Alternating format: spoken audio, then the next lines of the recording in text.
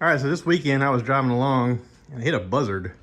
I've never hit anything before. I mean, I've hit deer with like a, big semi, but a buzzard flew right directly into my grill and damaged the grill. I got the grill off right here. This is a 2013 Dodge Ram. I watched some videos today online on how to get the top off of it. It's got 6 tabs.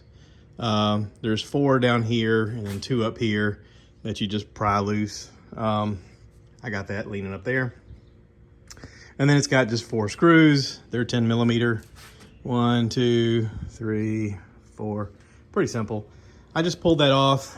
I watched a guy's YouTube video that showed me that the best way to pull it out of here, because it's got some quick release tabs on the bottom, is to just put your arm behind it and give it a little tap. And that worked really great. And that way you don't break these little things down here at the bottom. Some people pull it and they tend to break it. What actually broke when the Buzzard flew into my grill was this piece. This piece here is behind what you see. It's the shiny part on the other side. What broke is these tabs right here. There's 2 of them.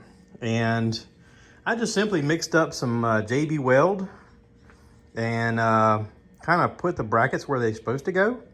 And I put some weight on it. That's what this is. This came from my Granddaddy Peak.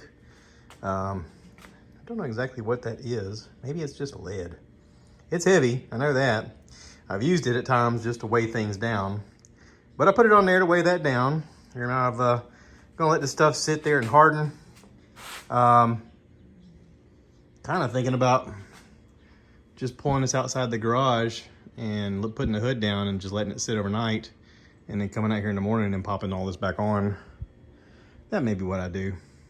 Yeah, let's do that.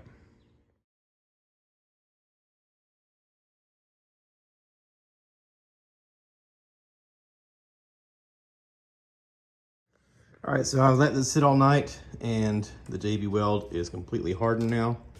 So I should be able to spin this around, show you guys what it looks like. Now that everything's on there, it's all repaired. It's all firm up against the edge like it's supposed to be. So I'm gonna pop this back on. Should be pretty simple.